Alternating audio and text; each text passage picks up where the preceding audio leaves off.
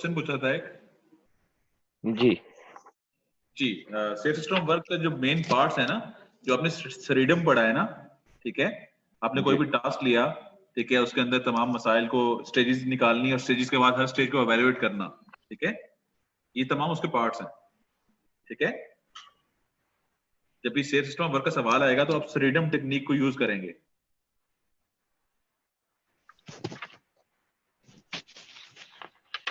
चलिए, बहुत शुक्रिया।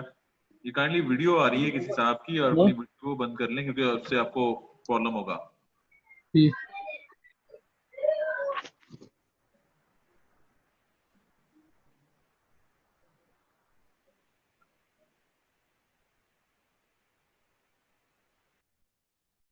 बस हमारे पास लोग पूरे हो जाएं, अभी बस 1 मिनट का वेट करते हैं और फिर हम स्टार्ट करते हैं।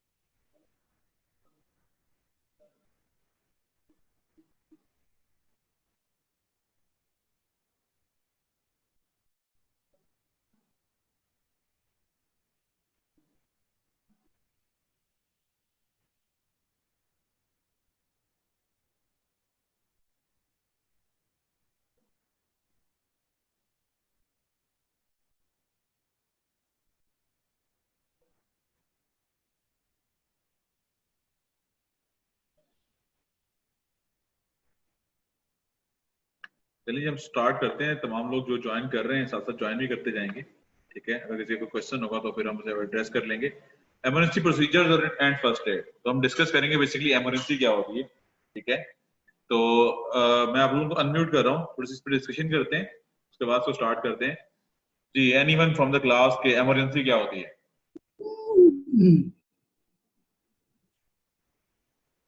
आप लोगों को आवाज आ रही है?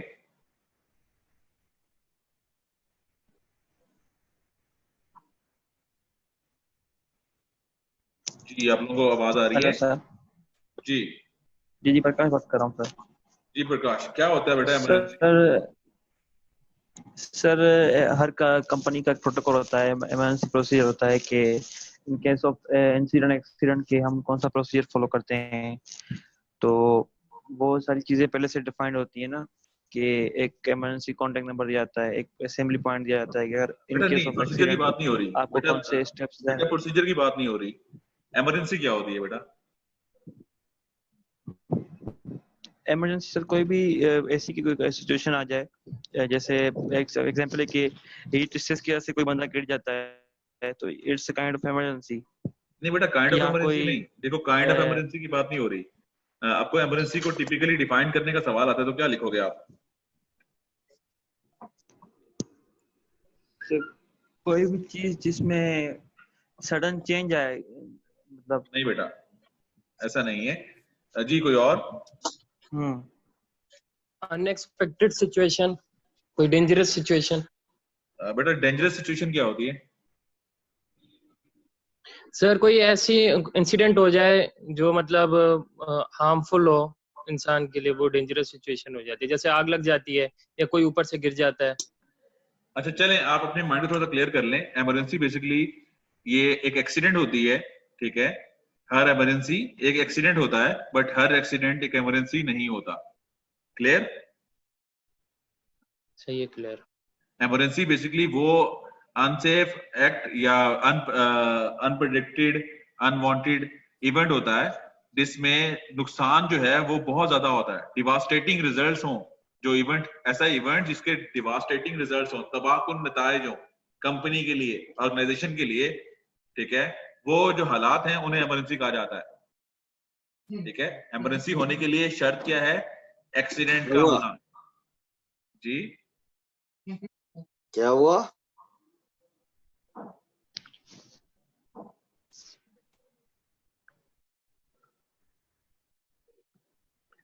तो बेसिकली इमरजेंसी हमारे पास क्या हुई कि अनप्लैंड, अनडिजायर्ड, अनवांटेड इवेंट, ठीक है, जिसमें नुकसान के चांसेस जो हैं, तबाह को नुकसान के चांसेस बहुत ज्यादा हों, ठीक है।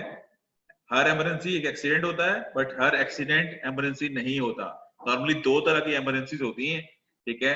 एक होती है नेचुरल इमरजेंसीज या एक्ट ऑफ गॉड्स, जिसके अंदर कुदरत की तरफ से कुछ भी हो जाता है, लाइक अर्थक्वेक, ठीक है, लाइक आपके पास फ्लड आ गया, सही है, लाइट स्ट्राइकिंग, जो नेचुरल इमरजेंसीज हैं, जो इंसान ना तो प्रेडिक्ट कर सकता है ना इसके कंट्रोल में होती हैं, ठीक है। एक्ट ऑफ गॉड्स जो है इनको नेचुरल इमरजेंसीज भी कहा जाता है, और दूसरी जो है वो आर्टिफिशियल इमरजेंसीज भी कहा जाता है उन्हें, या मैन मेड भी कहा जाता है। तो इसके अंदर भी आपके पास क्या होता है कि बम थ्रेट मिल गया आपको, ठीक है, फायर एंड एक्सप्लोजन हो गया, कोई स्पिल हो गया, ठीक है, टॉक्सिक गैस का रिलीज होना हो गया, हॉस्टाइल शूटर वो हो गया, ठीक है। ये तमाम वो कंडीशंस हैं बेसिकली जो नेचुरल नहीं है, ठीक है, बट स्टिल इनके रिजल्ट्स, जी नेचुरल डिजास्टर जो प्रकाश आप कह रहे हैं बेटा, ये आपकी इमरजेंसीज में आती हैं जो नेचुरल हैं, या इनको एक्ट ऑफ गॉड भी कहा जाता है। एक वो है और एक वो है जो बेसिकली मैन मेड होती हैं, ठीक है, जो इंसानों की वजह से डेवलप हो रही होती हैं। इसमें स्पिल हो गया, इसमें फायर एंड एक्सप्लोजन हो गया, टॉक्सिक गैस का रिलीज होना हो गया, ठीक है, ये तमाम चीजें, ठीक है। बम थ्रेट भी इसी में आते हैं आपके, ठीक है। प्रकाश क्लियर है आपको?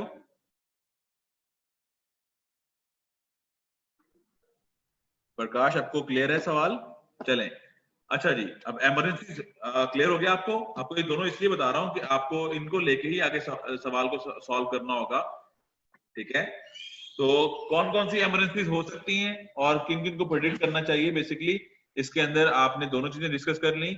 अब लॉज के मुताबिक ऐसी तमाम इमरजेंसी जो नेचुरल डिजास्टर हो या जो नेचर की तरफ से हो, उनको उनको लेके जो भी नुकसान होता है, ठीक है, उसकी लायबिलिटीज एम्प्लॉयर पे नहीं आती, बिकॉज कई बहुत मैक्सिमम टाइम वो प्रिवेंटेबल या प्रिडिक्टेबल नहीं होती, वो एक्ट ऑफ गॉड है, ठीक है। तो एक्ट ऑफ गॉड को लेके आपकी कंपनी के ऊपर कोई भी लीगल एक्शन नहीं होता, ठीक है। बट जहां तक मुमकिन हो आपको प्रोटेक्ट करना है अपने रिसोर्सेज को, अपनी कंपनी को। तो जनरली क्या होता है, कंपनी जहां पे एस्टेब्लिश होती हैं उस एरिया के अंदर जो उनका जो लैंड है, जहां पे उनका ऑफिस बना होता है या उनके प्रेमिसेस होते हैं करीब में, वो उसके बारे में तमाम नॉलेज इकट्ठी करती हैं, ठीक है। और वहां पे मौजूद जितने भी मसाइल हैं, नेचुरल डिजास्टर जो हो सकते हैं, उनको लेके अपना वो कंटिन्यूटी प्लान या बिजनेस डेवलपमेंट प्लान या इमरजेंसी रिस्पांस प्रोसीजर डेवलप कर लेती हैं, ठीक है। और जितनी भी इमरजेंसीज होती हैं उनसे बचने के लिए वो अपने प्रोटोकॉल सेट कर लेती हैं, ठीक है। अब इमरजेंसी जो है कोई भी हो, अब उनके अंदर कुछ रिस्पॉन्सेज होते हैं, ठीक है।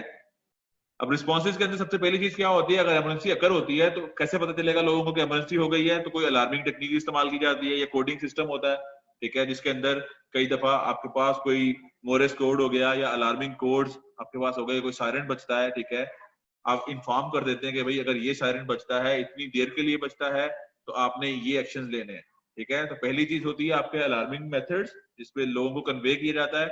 कई दफा आप कम्युनिकेट करते हैं, कई दफा आप इसको साउंड सिस्टम्स के जरिए, ठीक है, पीए सिस्टम के जरिए भी अनाउंस करते हैं इमरजेंसीज को। सेकंड हमारे पास चीज होती है जनाब अलार्मिंग मेथड्स के बाद कि आपने रिस्पांस क्या करना है, ठीक है। तो रिस्पांस डिफरेंट हो सकता है, कुछ एम्प्लॉयज की ड्यूटीज होंगी कि वो इमरजेंसी रिस्पांस टीम का हिस्सा होंगे, तो उनका रिस्पांस डिफरेंट हो जाएगा।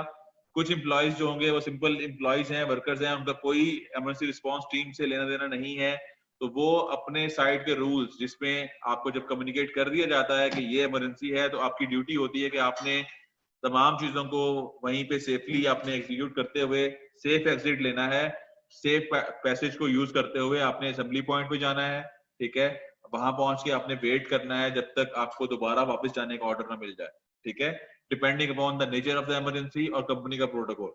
यूजुअली सबसे पहला जो मेन इंपॉर्टेंट फैक्टर होता है इमरजेंसी रिस्पांस के अंदर, कि आप लोगों को कैसे कम्युनिकेट करेंगे कि क्या कौन सी इमरजेंसी हुई है, वो फिर उनके रिस्पॉन्सेज क्या होंगे, ठीक है। और फिर उसके बाद अगर आपको कोई कांटेक्ट करना पड़ता है इमरजेंसी को लेके, कहीं आउटसाइड से हेल्प चाहिए आपको, तो फिर आप उन एजेंसीज को भी इन्फॉर्म करते हैं। फिर कम्युनिकेशन कैसे करेंगे इसकी, ठीक है, इंटरनल कम्युनिकेशन कैसे करेंगे, किसको रिपोर्ट करेंगे इमरजेंसी, ठीक है, एक्सटर्नल कम्युनिकेशन के लिए स्पोक पर्सन कौन सा होगा, ठीक है, कौन कौन सी इमरजेंसीज जो हैं ये क्राइसिस में चली जाएंगी, ये तमाम चीजें फिर कंपनी अपना एक प्रोटोकॉल डिजाइन करती है और फिर उसको आइडेंटिफाई करके लोगों को इन्फॉर्म भी करती है और ट्रेन भी करती है कि उनकी ड्यूटीज क्या है इमरजेंसीज को लेके। ठीक है,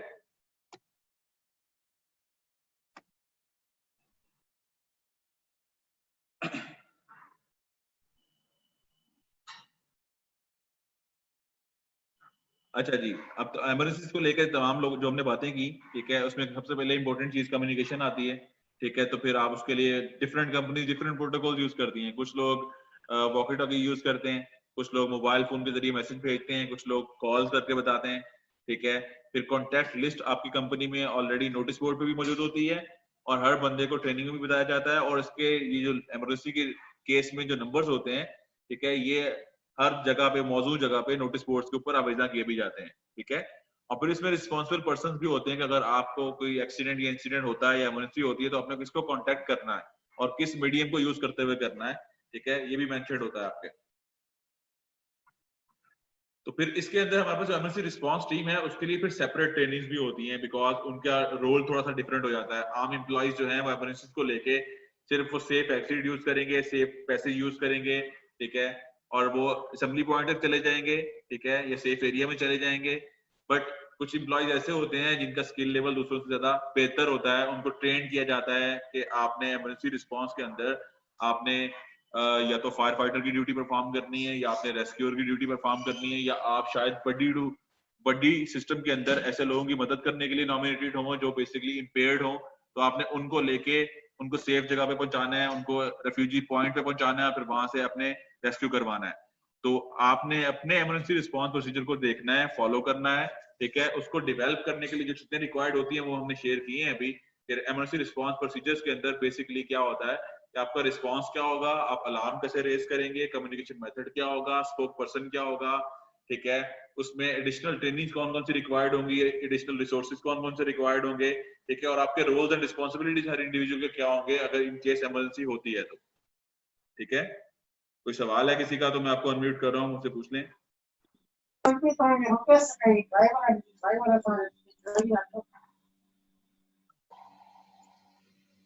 किसी बंदे का कोई सवाल है इससे इस टॉपिक से रिगार्डिंग तो पूछ ले।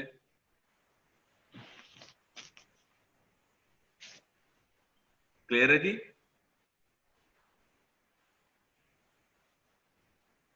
आप लोगों को आवाज आ रही है?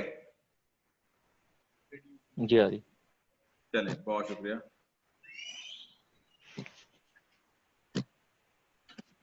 अच्छा जी, फिर है कि first aid. First aid basically होती क्या है कि one time treatment giving to any casualty to preserve life, to promote recovery and to prevent further deterioration is called first aid. मतलब हॉस्पिटल जाने से पहले जो फर्स्ट ट्रीटमेंट दिया जाता है किसी भी कैजुअलिटी को ताकि उसकी जान बच सके, उसकी सेहत इंप्रूव हो सके और उसे और नुकसान ना हो, ये ट्रीटमेंट फर्स्ट एड कहलाता है। ठीक है, ये इसके लिए आपको डॉक्टर होना जरूरी नहीं है, इसके लिए आपको एक मिनिमम ट्रेनिंग की रिक्वायरमेंट्स होती हैं फर्स्ट एडर बनने के लिए। और आपका मकसद बेसिकली क्या होता है कि आप प्रमोट करें रिकवरी को, प्रिजर्व करें लाइफ को और फर्दर डिटोरिएशन से बचाएं उस बंदे को। ठीक है, अब फर्स्ट एड के लिए हमारे पास रिक्वायरमेंट्स क्या होनी चाहिए? अगेन ये कंपनी के रोल पे, कंपनी की एक्टिविटीज पे और कंपनी फिजिकली कहाँ लोकेटेड है ये उस पर बड़ा मुनसर करता है। बिकॉज आपकी लोकेशन अगर किसी नियरेस्ट हॉस्पिटल से बहुत दूर है तो फिर शायद आपको साइड पे छोटा सा हॉस्पिटल बनाना पड़े। अगर आपकी लोकेशन साइड पे ऐसी जगह पे है कि उसके बहुत करीब में कोई बड़ा हॉस्पिटल या ट्रॉमा सेंटर मौजूद है, फिर आपको सेंट्रली लोकेटेड एक कमरा जिसके अंदर एक या दो या रिक्वायरमेंट्स के मुताबिक फर्स्ट एडर्स और फर्स्ट एड किट्स आपके पास अवेलेबल होंगी तो तब भी काम चल जाएगा। कुछ कंपनीज में तो ऑन फील्ड डॉक्टर्स भी मौजूद होते हैं बिकॉज वो ऐसे हाई रिस्क एक्टिविटीज में इन्वॉल्व होती हैं कि उनके पास लॉफुली या कंपनी के अपने प्रोटोकॉल ये डिमांड करते हैं कि आपको एक बंदा रिक्वायर्ड है वहां पे। अच्छा जी, हमारे बेटा एक मिनट रुक जाए, मैं सीपीआर के बारे में बताता हूँ। अभी मैं सिर्फ डिस्कस कर लूँ कि इसकी रिक्वायरमेंट्स क्या होती हैं। ठीक है, तो जब भी फर्स्ट एड की रिक्वायरमेंट्स की बात होगी तो आपको बेसिकली चाहिए क्या? फैसिलिटीज चाहिए, इक्विपमेंट चाहिए और लोग चाहिए। तो फैसिलिटी कैसी होनी चाहिए? ऐसी लोकेशन पे हो जो सबके लिए एक्सेसिबल हो, ठीक है, और हर बंदा वहां पे इजीली पहुंच सके इन केस ऑफ इमरजेंसी। ठीक है। इक्विपमेंट कौन सा चाहिए, डिपेंडिंग अपॉन कि आपने वहां पे हॉस्पिटल पूरा बनाया है, ठीक है, या आपकी कंपनी के अंदर ऐसी एक्टिविटीज नहीं होती जिसमें बहुत एक्सपेंसिव इक्विपमेंट चाहिए, तो बेसिक फर्स्ट एड किट्स होती हैं आपके पास, ठीक है, इसमें बंदे कितने हैं कंपनी के ऊपर ऑन साइट और उनके मुताबिक आप इक्विपमेंट को कर लेते हैं। फिर उसमें स्ट्रेचर हो सकते हैं, उसमें ऑक्सीजन के रिगार्डिंग कुछ चीजें हो सकती हैं, एडी डिवाइसेस हो सकती हैं आपके पास, ठीक है, आपके पास बैंडेजेस हो सकती हैं, आपके पास फेस शील्ड हो सकती है, ठीक है, आपके पास क्वालिफाइड स्टाफ के अंदर फर्स्ट एडर भी हो सकते हैं, ठीक है, एम्बुलेंस फर्स्ट एडर भी हो सकते हैं आपके पास, या आपके पास वो लोग भी हो सकते हैं जो ऑब्जर्वर हों, जो बेसिकली फर्स्ट एड तो नहीं दे सकते बट वो इतने मैच्योर जरूर हैं कि वो किसी कैजुअलिटी को इंटरटेन कर सकते हैं, लाइक आपकी हेल्प कर सकते हैं, ठीक है। अच्छा जी, सीपीआर जो है बेसिकली बेटा कार्डियोपल्मोनरी रिसस्किटेशन कहलाती है। सीपीआर जो है ये एक टेक्निक है जो इस्तेमाल की जाती है उन कैजुअलिटीज पे जिनके पास पल्स नहीं होती, ठीक है। एक ऐसा बंदा जिसको सांस नहीं आ रहा, ठीक है, या उसकी पल्स इतनी खफीफ या कम हो चुकी है, ठीक है, कि वो थोड़ी देर के बाद आपको लग रहा है कि यार ये खत्म हो जाएगा, तो उस बंदे को जो आर्टिफिशियली सांस देना होता है उसे सीपीआर कहते हैं बेटा। फर्स्ट एडर की लिमिटेशन देखिए, फर्स्ट एडर की मैंने आपको बताया कि 3 गोल हैं, ये गोल अचीव करने के लिए आप जो भी करेंगे वो ठीक है, इसके अलावा तमाम चीजें लिमिटेशन है, ठीक है। आप रिकवरी प्रमोट करेंगे, चाहे आप उससे काउंसलिंग करके करें, ठीक है, चाहे आप उससे बातें करके करें, चाहे उसका दिल बड़ा करें, ठीक है, आपने प्रिजर्व करना है उसकी लाइफ को और प्रिवेंट करना है फर्दर डिटोरिएशन को। आप कोई भी मेडिसिन उसे नहीं दे सकते, कोई गोली उसे नहीं दे सकते, ठीक है, आप सिर्फ और सिर्फ उसे तसल्ली दे सकते हैं, ठीक है, आप उसे सीपीआर दे सकते हैं अगर उसे रिक्वायर्ड है, उसकी ब्लीडिंग को रोक सकते हैं, उसे कंफर्टेबल पोजीशन में ला सकते हैं, आप कॉल फॉर हेल्प कर सकते हैं, ठीक है, उसे फर्स्ट एड देने के बाद आप उसे एम्बुलेंस वाले स्टाफ के हवाले कर देंगे, ये कर सकते हैं। पेन किलर और स्प्रे बेटा बिल्कुल नहीं दे सकते आप, कोई भी चीज जो ट्रीटमेंट में आती है बेटा वो डॉक्टर देगा, फर्स्ट एडर नहीं दे सकता, कोई मेडिसिन नहीं दे सकता फर्स्ट एडर, ठीक है। आप एईडी डिवाइस इस्तेमाल कर सकते हैं। ये जी कुछ लिस्ट है आपके सामने, ठीक है, फर्स्ट एड की फैसिलिटीज कैसी होनी चाहिए हमने बात की, और इक्विपमेंट कैसा होना चाहिए। अच्छा ये बेटा मिनिमम इक्विपमेंट है और बाकी तमाम चीजें आपकी कंपनी के हैजर्ड्स और रिस्क के हिसाब से होंगी, ठीक है। मिनिमम इक्विपमेंट के अंदर क्या है जी, स्ट्रेचर्स हो जाएंगे, आई वॉश हैं, ब्लैंकेट्स हैं, ठीक है, आपके पास सीपीआर का इक्विपमेंट है, चेयर्स हैं, ठीक है, और बाकी तमाम इक्विपमेंट भी हो सकता है डिपेंडिंग अपॉन द रिक्वायरमेंट्स, ठीक है जी। आपका गोल क्या होगा फर्स्ट एडर का जी, हमने बात की है जी कि प्रिजर्व करें लाइफ को, प्रिवेंट फर्दर डिटोरिएशन और प्रमोट रिकवरी, ठीक है, ये तमाम चीजें फर्स्ट एड में आती हैं।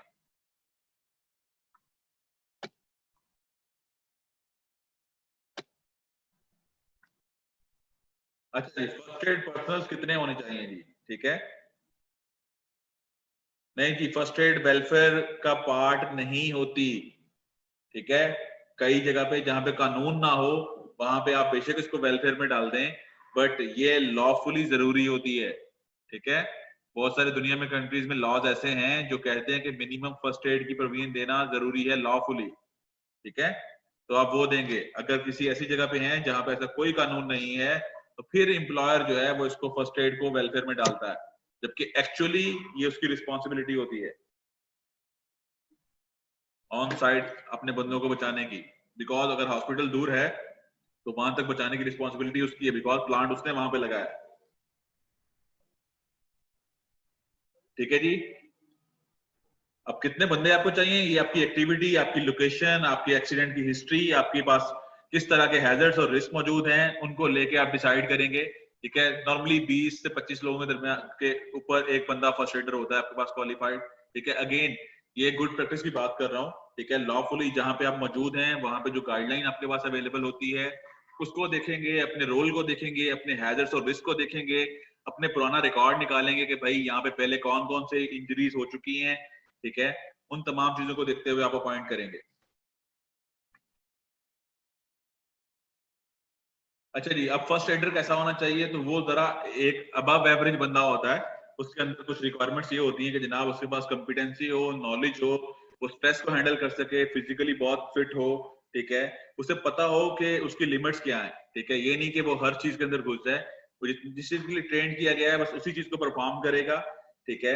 और फिर उसे ये भी पता है कि रिलीजन की जो वैल्यूज हैं उसको भी माइंड में रखते हुए, ठीक है, और वो नॉर्मल ड्यूटीज से उसे आप रिलीव भी करवा सकते हैं, ठीक है। या उसको नॉर्मली जो फुल टाइम फर्स्ट एडर होते हैं इमरजेंसी रिस्पांस टीम के अंदर जो फर्स्ट एडर होते हैं वो फुल टाइम के लिए फर्स्ट एडर नहीं होते, ठीक है, वो एज रिक्वायर्ड होते हैं। जबकि यूजुअली जो फर्स्ट एडर होता है साइट के ऊपर मौजूद फुल टाइम, उसको आप स्पेयर करेंगे, उसे कोई और ड्यूटी नहीं देंगे, ठीक है। अच्छा, फर्स्ट एड के दौरान आपको जो मेन चीजें देखनी है बेटा, वो एक चीज ये मेक श्योर करनी है कि अगर आप किसी मल्टीनेशनल कंपनी के अंदर हैं, ठीक है, तो वहां पे डाइवर्सिफाई किस्म का कल्चर होता है। वहां पे ऐसे लोग भी होते हैं जिनका रिलीजन कुछ और हो सकता है, ठीक है, जिनके जो बेसिकली एक बैंड पहनते हैं या जिन्होंने ऑलरेडी कंपनी को इन्फॉर्म किया होता है कि उन्हें फर्स्ट एड का ट्रीटमेंट ना दिया जाए, बिकॉज उनका मानना ये बिलीफ ये होता है कि आप कोई ट्रीटमेंट नहीं करवाएंगे, ठीक है। ऐसे कुछ लोग होते हैं जो लोग बाहर काम करते हैं, ठीक है, उनका शायद कभी वास्ता भी पड़ा हो, ठीक है। दुनिया में कुछ ऐसे लोग भी हैं जो रिलीजन को, उनका रिलीजन ये कहता है या जिस चीज को वो मानते हैं, ठीक है, जो उनका फेथ है वो ये डिमांड करता है कि जनाब आप कोई ट्रीटमेंट नहीं लेंगे। तो अगर आपकी साइट पे कोई ऐसा बंदा मौजूद हो जिसका आपको पता है कि जनाब ये मना कर चुका है या इसने कोई बैंड पहना हुआ है, इस पे लिखा हुआ है इसे कोई ट्रीटमेंट नहीं दिया जाएगा, तो ऐसे किसी भी बंदे को आप फर्स्ट एड नहीं देंगे, चाहे वो रिक्वायर्ड भी हो, ठीक है, जब तक आपको कंपनी प्रोटोकॉल या एप्लीकेबल लॉ या वो बंदा खुद इटसेल्फ कंसेंट ना दे दे। हाँ, अगर वो अनकॉन्शियस है तो फिर आप कंपनी प्रोटोकॉल को यूज करेंगे और इन गुड फेथ आप दे सकते हैं, बट अगेन डिपेंडिंग अपॉन कि आपकी ट्रेनिंग के अंदर, आपके प्रोसीजर के अंदर क्या लिखा गया है, ठीक है। क्योंकि कुछ दुनिया में ऐसे लोग भी हैं जो ट्रीटमेंट को बिल्कुल डिनाई करते हैं, ठीक है, और ये उनका हक है कि वो ट्रीटमेंट लें या ना लें। क्लियर? तो अगर आप किसी ऐसे कंट्री में हैं, ऐसी कंपनी में काम कर रहे हैं जहाँ पे ऐसे लोग मौजूद हैं और उनको फर्स्ट एड रिक्वायर्ड है, वो कॉन्शियस हैं बट वो डिनाई कर रहे हैं, तो आप सिर्फ उसे कंसल्ट करेंगे, मोटिवेट करेंगे कि ट्रीटमेंट ले ले, बट अगर वो नहीं मानता तो फर्स्ट एड ट्रीटमेंट नहीं देंगे उसे।